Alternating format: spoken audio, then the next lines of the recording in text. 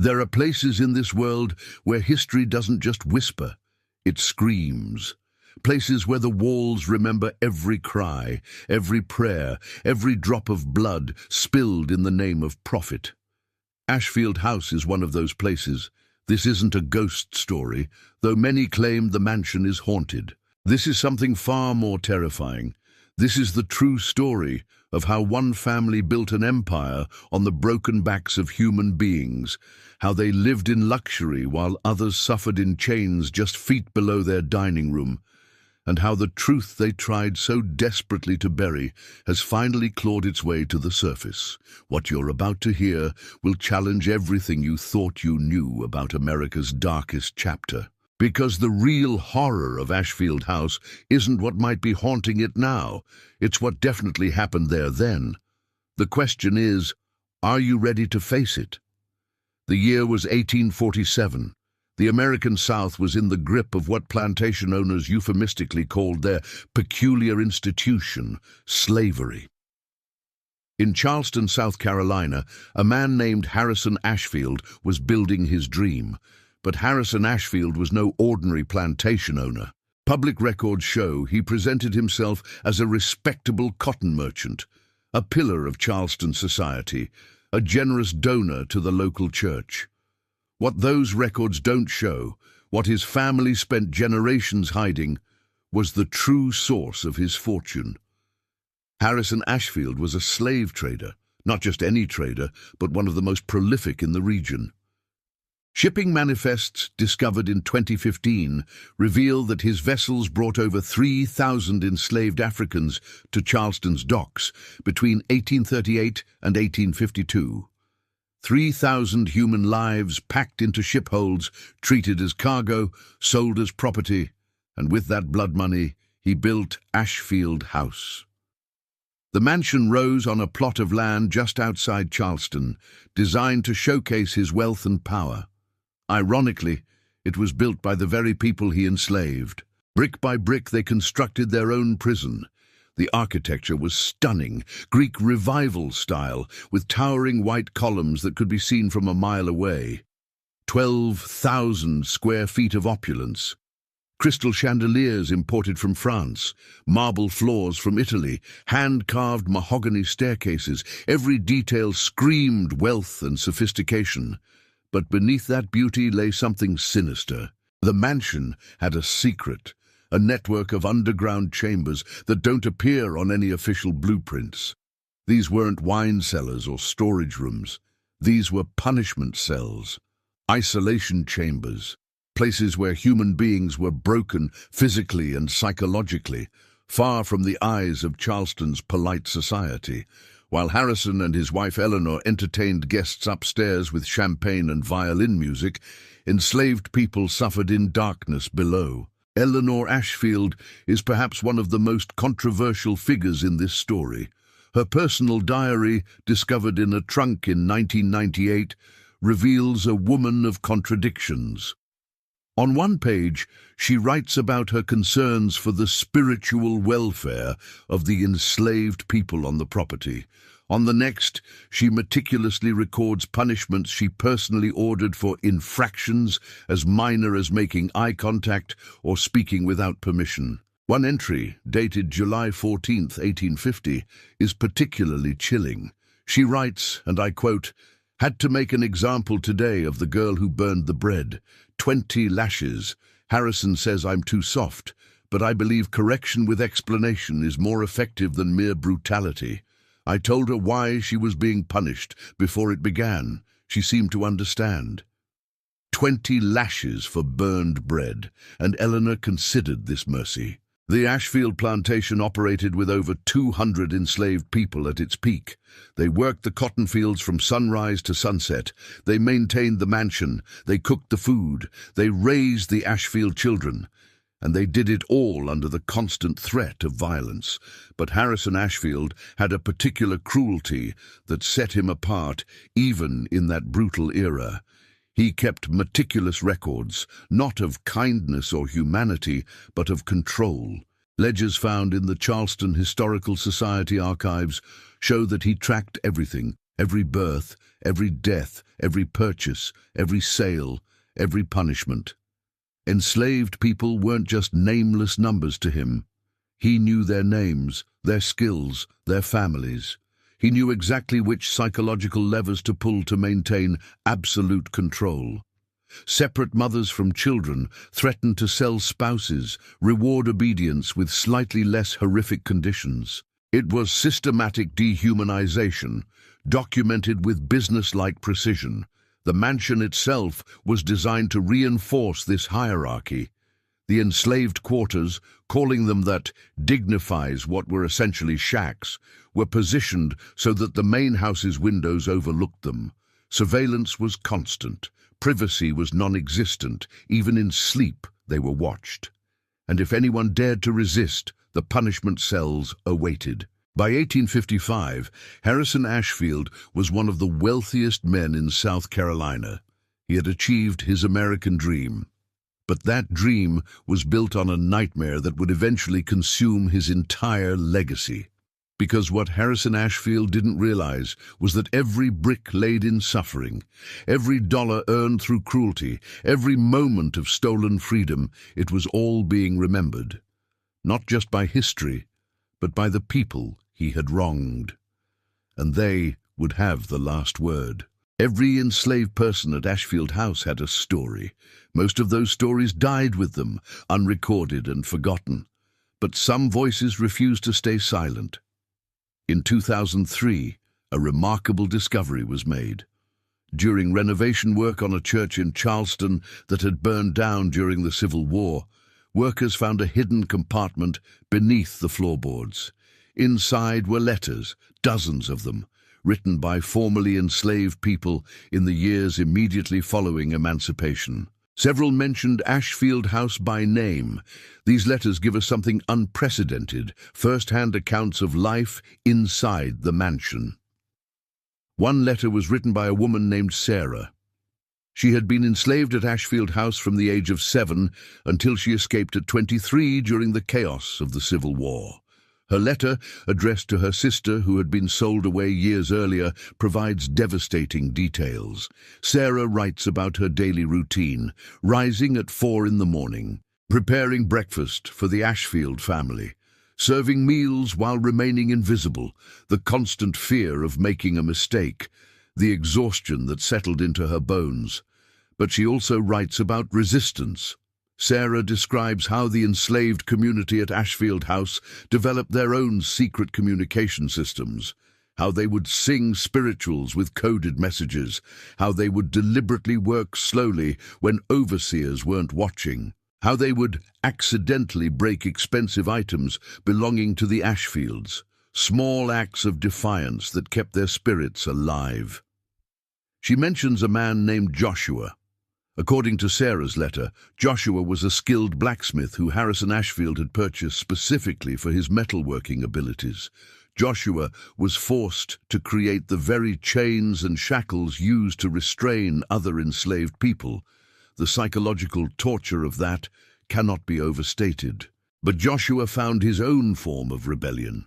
Sarah writes that he would deliberately weaken certain chains, creating microscopic flaws that would cause them to break under pressure. How many people escaped because of Joshua's sabotage, we'll never know. But Sarah credits him with helping at least a dozen people flee to freedom. Joshua himself never made it. Records show he died at Ashfield House in 1858, officially from illness. But Sarah's letter suggests otherwise. She writes that Joshua was beaten to death after Harrison discovered one of his intentionally flawed chains had broken, allowing 2 enslaved people to escape. His body was buried in an unmarked grave somewhere on the property. Then there's the story of Emma, just 8 years old when she arrived at Ashfield House, sold away from her mother at a slave auction in Charleston. Eleanor Ashfield's diary mentions Emma specifically, describing her as a particularly intelligent child who might be trained for house service. What Eleanor's polite language obscures is that Emma was taken from everything she knew and forced to work as a house servant, a role that often meant being available 24 hours a day, subjected to the whims and cruelties of the families she served. Emma appears in multiple documents: bills of sale, inventory lists, punishment logs. Each mention is brief, clinical, dehumanizing, a child reduced to a line item in a ledger. But Emma had a voice too. In 1863, she escaped. And in 1867, she testified before the Freedmen's Bureau about conditions at Ashfield House. Her testimony, preserved in the National Archives, is heartbreaking. She describes watching her friend, another enslaved child, being whipped for breaking a teacup. She describes being locked in a dark cellar for 2 days as punishment for crying. She describes Harrison Ashfield's casual cruelty, how he would promise treats to children and then laugh as he gave them to his own children instead, forcing the enslaved children to watch and smile. Emma's testimony also reveals something else, something that historians are still piecing together. She mentions the room where babies disappeared. What did that mean? Cross-referencing Emma's testimony with Eleanor Ashfield's diary and plantation medical records provides a disturbing answer.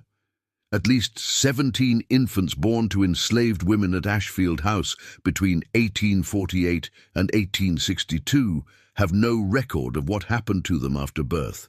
They simply vanish from all documentation. Some historians believe these children died from neglect or disease and were buried without ceremony. Others suggest something even darker, that they were sold immediately, separated from their mothers within days of birth, to maximize the labor capacity of the enslaved women. Either explanation is horrific. These weren't just statistics. These were real people with hopes, fears, dreams, and families, people who loved and were loved, people who sang and prayed and resisted in whatever ways they could.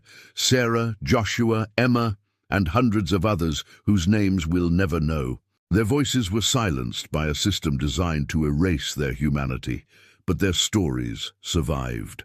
And those stories tell us something Harrison Ashfield never wanted the world to know, that the people he enslaved were stronger, braver, and more human than he ever was. Now I want to hear from you. I want to. What we've covered so far, the systematic cruelty, the documented abuse, the lives destroyed in the name of profit, how does this make you feel? Does learning these specific stories change how you think about slavery as an abstract historical concept? Leave your thoughts in the comments. I read every single one. By 1860, the Ashfield Empire seemed unstoppable. Harrison had expanded his holdings. The plantation was producing record cotton yields. The family's wealth had grown exponentially. From the outside, everything looked perfect. But beneath the surface, cracks were forming. The first crack appeared in the form of the abolitionist movement. While the South clung to slavery, the moral arguments against it were growing louder. Even in Charleston, whispers of change were beginning. Harrison Ashfield responded the way many wealthy slave owners did, with defiance and denial. He doubled down, increased security, tightened restrictions, made life even harder for the people he enslaved, as if brutality could somehow stop the tide of history. It couldn't. When the Civil War erupted in 1861, Harrison Ashfield was among the most vocal supporters of the Confederacy.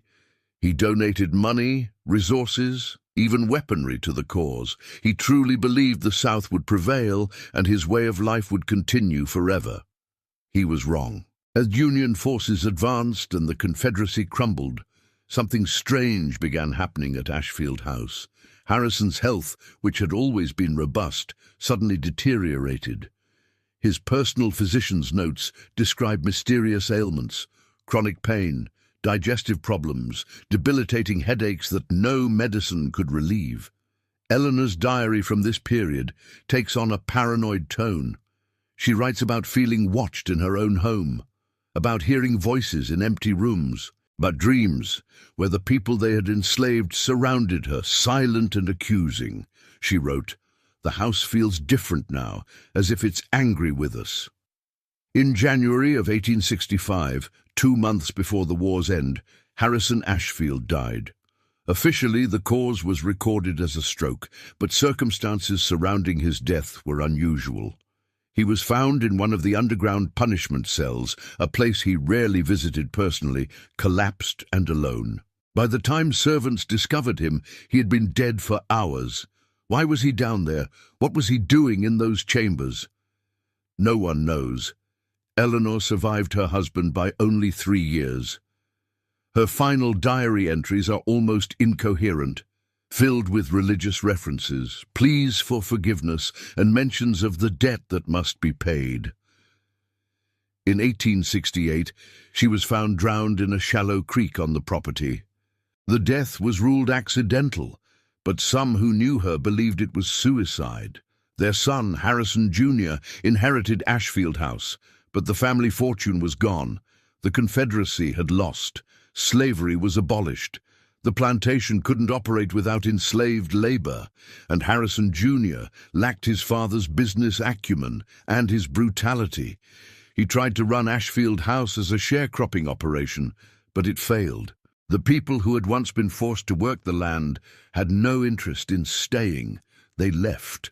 They built their own communities. They took their labor elsewhere. Within 5 years, Harrison Jr. was destitute. He sold off piece after piece of the estate, furniture, artwork, land, desperate to maintain appearances, but there was no saving the Ashfield legacy. And then the deaths began. Harrison Jr.'s wife died in childbirth in 1873. The child didn't survive either. His eldest son died at 17, thrown from a horse under mysterious circumstances. His daughter disappeared in 1878 and was never found. In the formerly enslaved community, people noticed, and they talked. Testimony collected by folklorists in the early 1900s includes dozens of accounts from people who had been enslaved at Ashfield House or their descendants. Many spoke of what they called the reckoning. One man, identified only as Thomas, who had been enslaved at Ashfield from childhood, gave this statement in 1903. "We knew justice would come, maybe not from white man's law, but from a higher authority. What they did to us in that house, those walls remember, and walls don't forget." Another account from a woman named Ruth describes the day she left Ashfield House after emancipation. She said she turned back to look at the mansion one last time and felt certain she would never see it standing. She said, "That house was built on suffering. Can't build nothing lasting on that foundation." Whether you believe in curses or not, the facts are undeniable. The Ashfield family line, which Harrison had worked so hard to establish, effectively ended within 1 generation of slavery's abolition. By 1900, there were no direct descendants left. Ashfield House itself stood empty. No one wanted to buy it. No one wanted to live there. It became known locally as a place to avoid. Stories circulated about strange sounds coming from inside, lights appearing in windows despite no electricity, shadows moving through empty rooms. Were these genuine supernatural phenomena, or were they manifestations of collective trauma, the community's need to believe that the suffering inflicted at Ashfield House had left some kind of mark that couldn't be erased? Whatever the explanation, Ashfield House became a monument to a very specific truth, that wealth and power built on cruelty are inherently unstable, that systems of oppression eventually collapse under their own moral weight. That there is perhaps something we might call justice, even if it moves slowly. Before we continue, I want to take a moment to thank you for staying with this story. I know this isn't easy material. These are painful truths about a dark chapter in our history. But you're still here, and that matters. You're choosing to bear witness. You're choosing not to look away. And I promise you, what's coming in the next chapters will show you why remembering these stories is so crucial. The past isn't past, not at Ashfield House, not anywhere, so stay with me. The most important revelations are still ahead. For over a century, Ashfield House stood in decay. The mansion that once symbolized wealth and power became a shell, slowly being reclaimed by nature. Vines crawled up the columns, windows shattered, the roof caved in sections. It seemed the house would eventually crumble to dust, and perhaps its secrets would disappear with it. But in 2015, a local historical preservation society began lobbying to save Ashfield House. Their argument was purely architectural. They claimed the mansion was one of the finest remaining examples of antebellum Greek revival architecture in South Carolina and deserved protection as a historical landmark. The proposal was controversial from the start. Community members, particularly descendants of enslaved people, argued that preserving the house meant glorifying slavery. Heated debates erupted at town halls. The local NAACP chapter organized protests. The Preservation Society pushed back, insisting they wanted to turn the house into an educational site that would tell the full story, including the brutal truth about slavery. Finally, a compromise was reached. The house would be preserved, but only if a complete historical and archaeological survey was conducted first. Every aspect of the property would be examined. Every document would be reviewed. The full truth would be uncovered and presented without sanitization. That's when everything changed. The archaeological team began work in April of 2018. They expected to find artifacts, buttons, pottery, tools, the usual remnants of 19th century life. What they found instead stopped them cold. In the area behind the mansion where the enslaved quarters once stood, ground-penetrating radar detected anomalies, multiple burial sites that didn't match any known cemetery. The team leader, Dr. Patricia Morrison, made the decision to excavate. What they uncovered horrified even seasoned forensic archaeologists. 37 bodies, 37 human beings, buried in unmarked graves. No coffins, no ceremonies, no dignity. Just bodies in the ground, discarded and forgotten. Forensic analysis revealed devastating details. Ages ranged from infants to elderly adults. Many showed signs of healed fractures consistent with repeated physical trauma. Several skeletons displayed evidence of malnutrition and disease, but the most disturbing findings involved evidence of violence. 4 skulls showed fracture patterns consistent with blunt force trauma. 2 skeletons had metal fragments embedded in bone, likely from bullets or shrapnel. One child's remains showed signs of iron shackles that had been worn so long they had actually deformed the growing bones. Dr.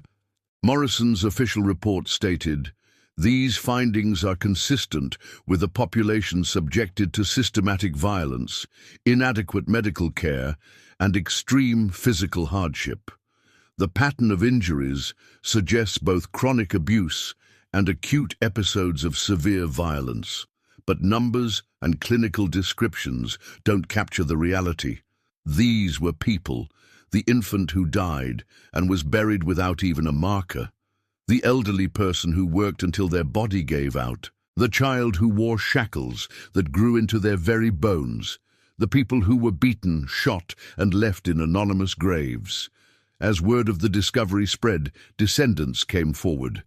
DNA analysis was offered to anyone who believed their ancestors might have been enslaved at Ashfield House. Dozens of people submitted samples.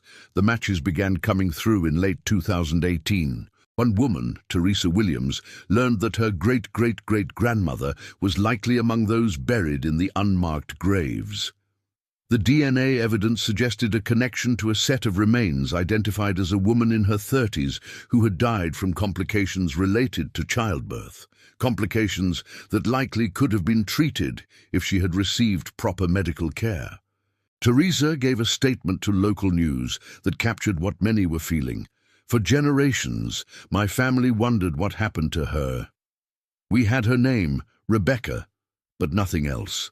No death certificate, no grave, nothing. Now we know. She died in pain, was buried like she didn't matter, and her family wasn't even allowed to mourn her properly. That's what slavery was.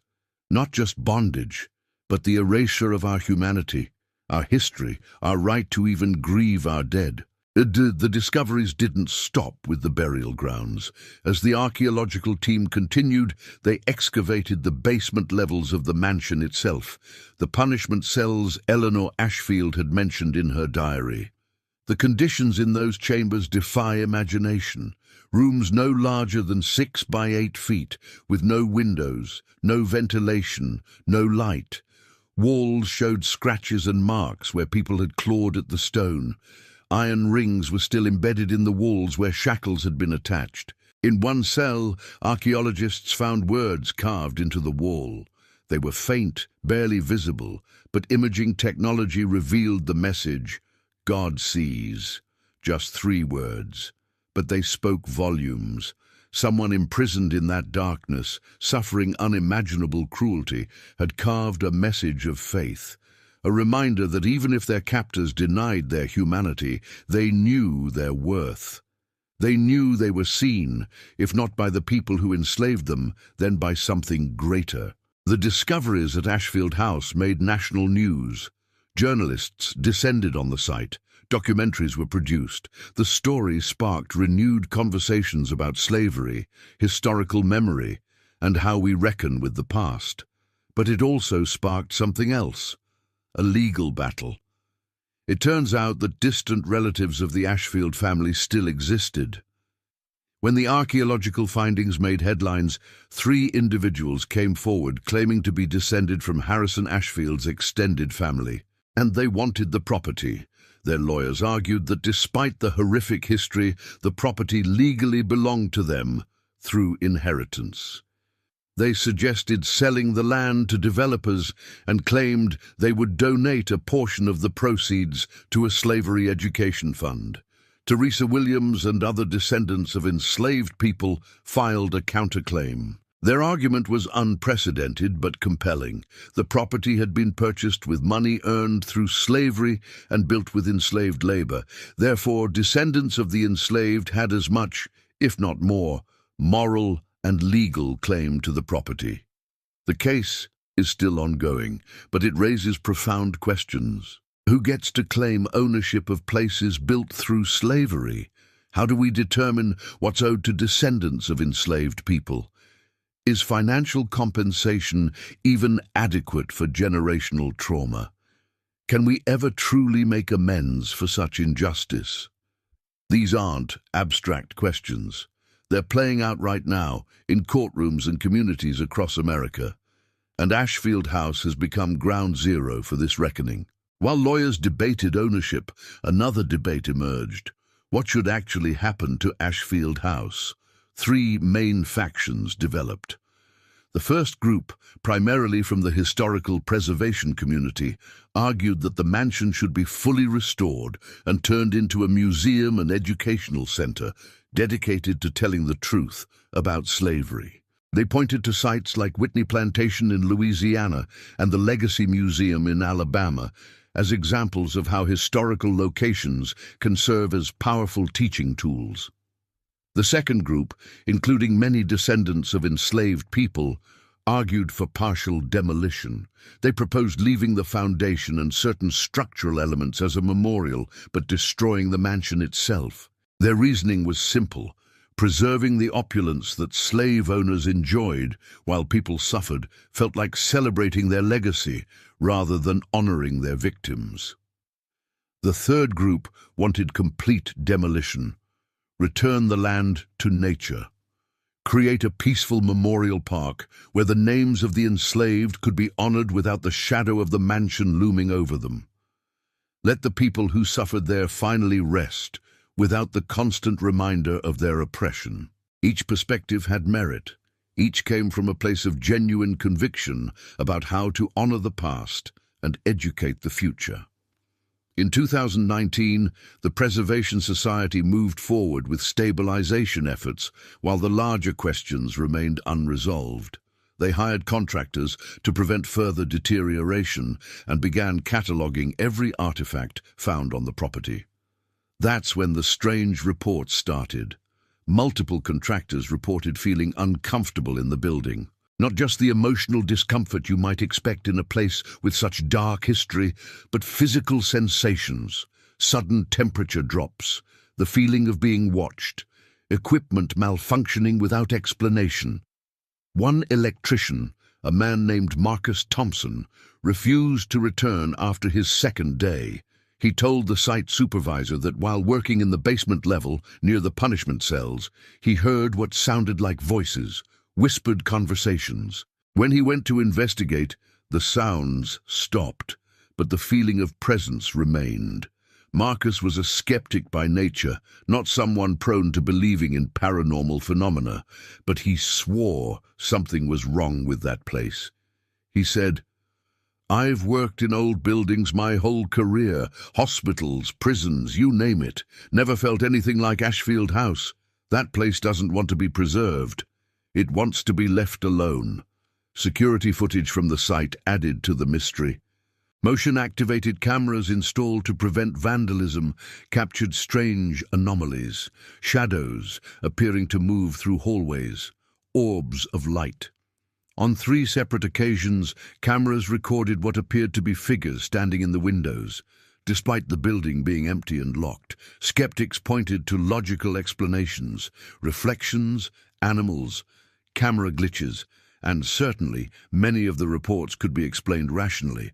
But the sheer volume of consistent accounts from different people made dismissal difficult. Dr. Patricia Morrison, the lead archaeologist, offered her own theory. She suggested that what people were experiencing wasn't supernatural, but psychological. The collective trauma associated with the location had created what she called a resonance of suffering. People sensitive to historical context and emotional atmosphere were responding to the weight of what happened there, even if they couldn't consciously articulate it. Whether the explanation was paranormal or psychological, the effect was the same. Ashfield House resisted restoration. Workers quit. Funding became difficult. The legal battles dragged on. The house seemed determined to remain in its state of decay. Then, in March of 2022, something unexpected happened.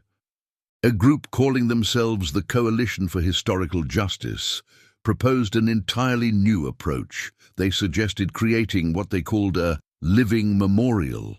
Rather than a traditional museum, they envisioned the site as an active educational and healing space. The mansion would be preserved in its current state of decay, not restored to its former glory, but maintained as is. A new building would be constructed on the property to house exhibits, educational programs, and community gathering spaces. Most importantly, descendants of the enslaved would be central to every aspect of the site's development and operation. They would serve on the board, guide the narrative, and ensure that the focus remained on the people who suffered, not the architecture of their oppression. The burial grounds would be consecrated. Names of the enslaved, gathered from plantation records and historical research, would be engraved on a memorial wall. Regular ceremonies would honor their memory. The proposal gained traction. Funding materialized. By late 2023, construction on the new educational building had begun. But the question remains, is this enough? Can any memorial truly capture the magnitude of suffering that occurred at Ashfield House? Can any amount of education undo the generational trauma inflicted by slavery? Teresa Williams, whose ancestor was identified among the unmarked graves, put it this way in a recent interview. "This isn't about closure. There is no closure for something like this. Slavery didn't just happen in the past. Its effects echo through everything. The wealth gap, mass incarceration, educational disparities, healthcare inequities. These aren't accidents. They're the legacy of slavery still playing out today. So no, a memorial doesn't fix that. But it's a start. It's an acknowledgement. It's us saying, we see what happened here. We recognize it was evil. And we commit to never forgetting. Today, Ashfield House stands as both warning and witness. The mansion's columns, once symbols of wealth and power, now represent something different. the fragility of empires built on injustice.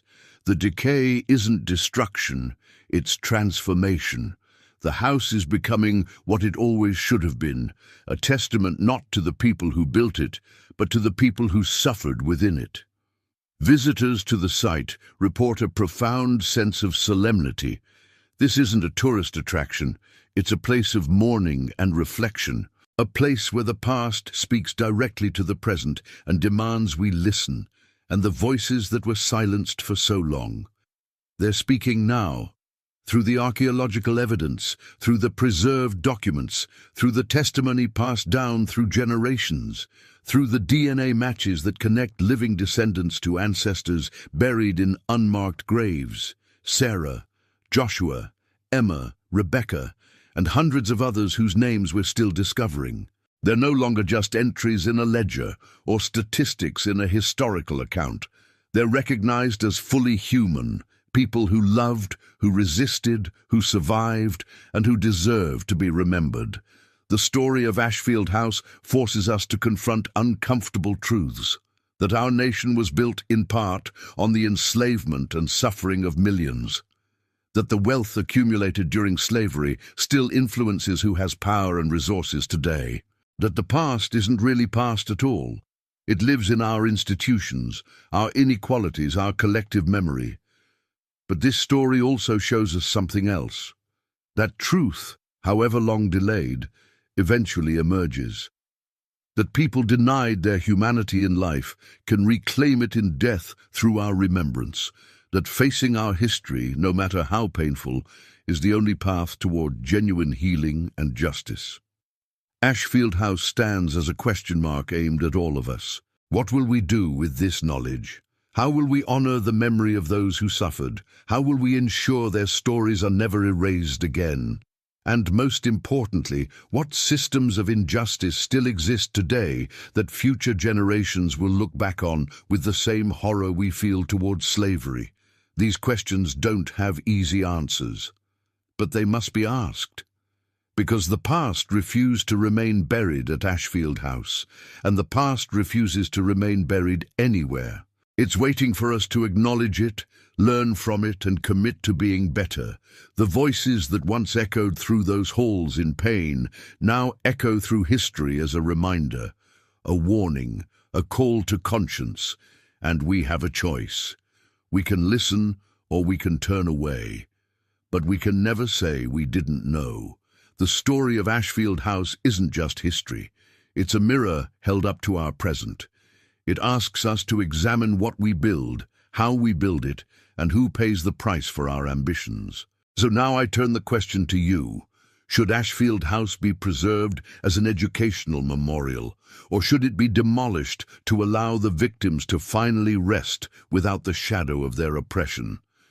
Is there any way to truly honor the memory of enslaved people in a place where they suffered so profoundly? And what responsibility do we have as a society to address the ongoing impacts of slavery? Share your thoughts in the comments below. This conversation matters, and your perspective matters. If this story impacted you, please consider subscribing to this channel. We're committed to uncovering historical truths that have been hidden, sanitized, or forgotten. These stories need to be told, and they need witnesses willing to listen. And before you go, watch the next recommended video. We have another investigation into a place where history refuses to stay silent, a location that will challenge everything you thought you knew about justice, memory, and the debts we owe to the past. Thank you for bearing witness. Thank you for not looking away. The voices from Ashfield House are finally being heard. Let's make sure they're never silenced again.